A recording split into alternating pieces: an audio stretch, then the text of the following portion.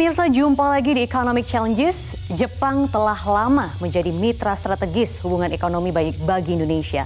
Nilai perdagangan kedua negara terus naik dari tahun ke tahun, di mana Indonesia mengalami surplus. Peluang-peluang baru pun kini terus dikembangkan oleh kedua negara untuk meningkatkan nilai perdagangan. Jepang juga menjadi salah satu investor terbesar bagi Indonesia. Industri manufaktur dan berteknologi tinggi adalah sektor yang paling banyak diminati Jepang. Namun sayangnya Indonesia bukanlah tujuan utama investasi Jepang di kawasan ASEAN. Nah pemirsa, apa saja peluang kerjasama ekonomi Indonesia-Jepang yang masih terbuka lebar? Dan apa saja yang harus Indonesia lakukan agar semakin banyak meraih manfaat dari hubungan kedua negara? Bersama saya Maria Liziasi, inilah Economic Challenges dalam episode Kunci Tembus Pasar Jepang.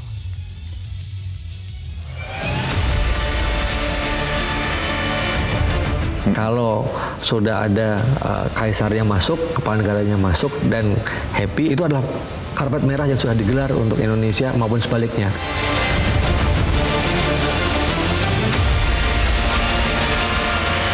Bahwa Jepang merupakan salah satu investor terbesar di Indonesia. Dan quality investment selalu menjadi karakter investasi Jepang dimanapun berada, termasuk di Indonesia.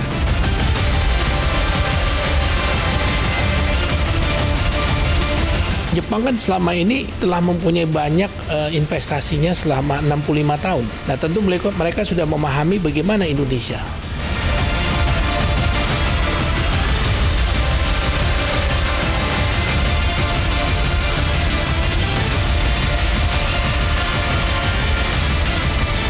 Jepang adalah salah satu negara mitra strategis Indonesia di bidang ekonomi.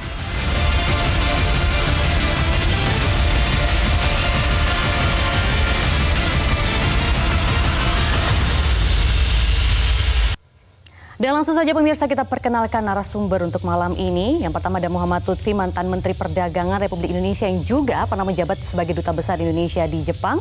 Kemudian Ketua Umum Asosiasi Pengusaha Indonesia APindo, Sinta Kamdani, dan juga ada Direktur Eksekutif Segara Research Institute, Peter Abdullah. Selamat malam Bapak dan Ibu sekalian. Selamat malam. Selamat malam. Terima kasih sudah hadir di Economic Challenges. Mungkin pertama-tama kita bisa awali perbincangan ini dengan kunjungan persahabatan Kaisar Jepang. Dan ini merupakan kunjungan perdana dalam konteks diplomasi internasional.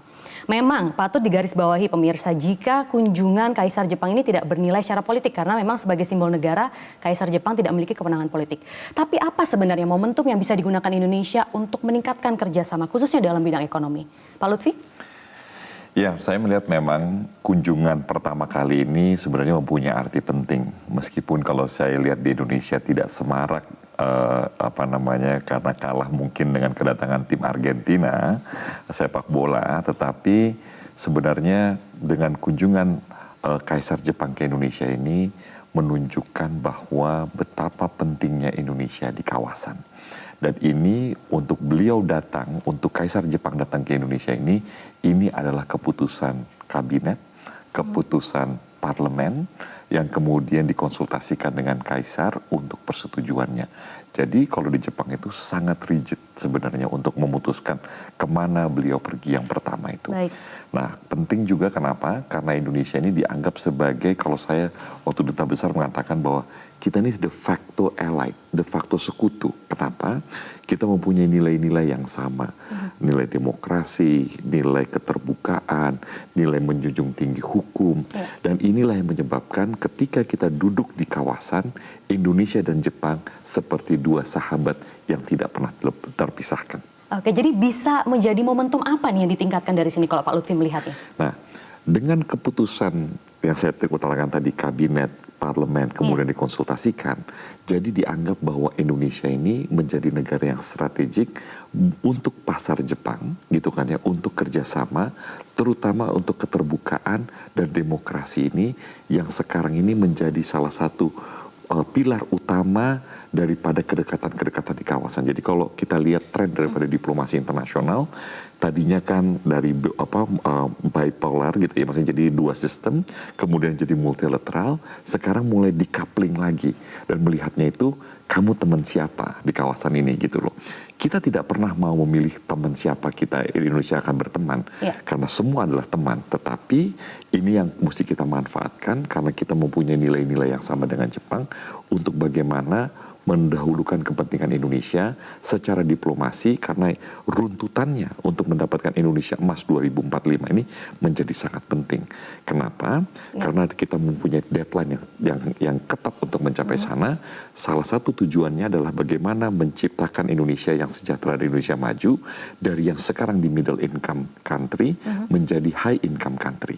Nah, negara maju ini ditandai dengan 3 kali lipatkan GDP kita per kapita hari ini dari $4.000 menjadi 12.500, dan target utama adalah bagaimana kita mencapai 10.000 sebelum akhir tahun 2030.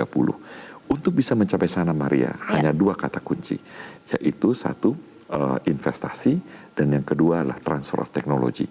Indonesia dalam 10 tahun ke depan harus berubah menjadi negara industrialisasi yang sangat kencang, sangat kuat, dan menjadi pilar daripada rentetan value chain atau rentetan nilai tambah dunia.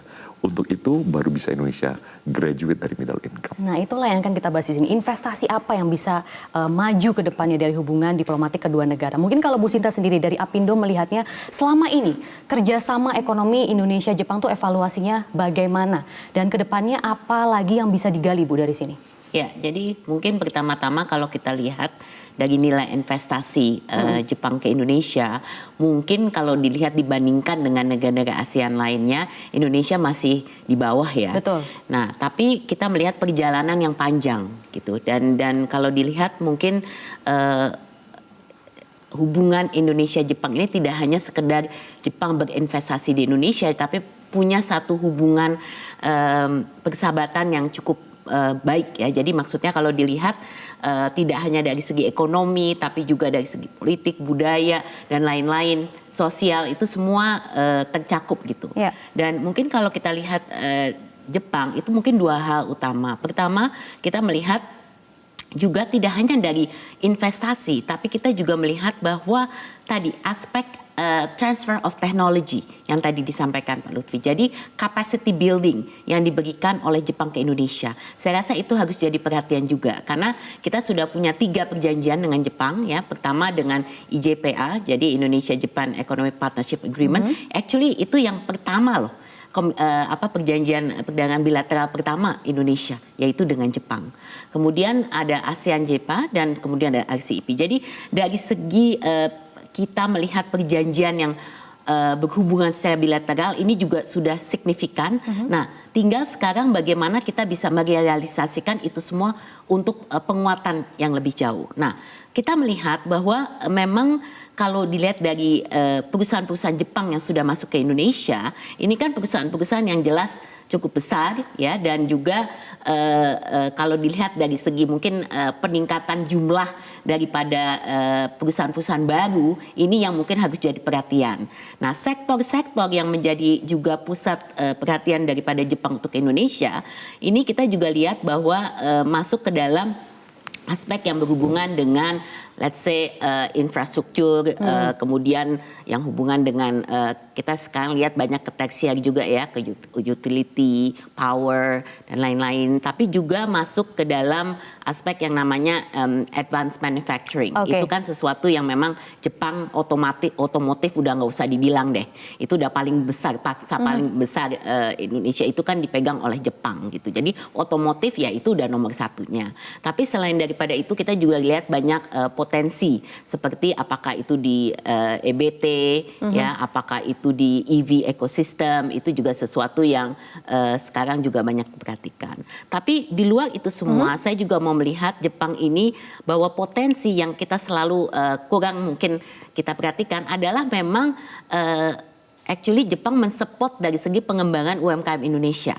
Jadi sekarang kita banyak sekali dari segi perdagangan juga Jepang membantu bagaimana bisa UMKM Indonesia juga goes export. Dan JETRO ini salah satu institusi yang paling mensupport salah satunya untuk bisa pengembangan UMKM begitu ya Bu Sinta. Ya. Mungkin jadi kita selain bisa daripada yang besar kita juga mesti lihat dari aspek yang UMKM. Jadi potensi kerjasama dengan Jepang ini sangat besar. Sebenarnya sangat besar, tapi penyebabnya kenapa nih kita masih belum menjadi negara di Asia pertama yang dilirik oleh Jepang? Malah sekarang Jepang ini lebih melirik Vietnam. Mungkin Pak Peter nanti bisa menjawabnya, tapi harus ditahan terlebih dahulu Pak Peter karena kita harus jeda terlebih dahulu. Pemirsa jangan kemana-mana, tetaplah di Economic Challenges.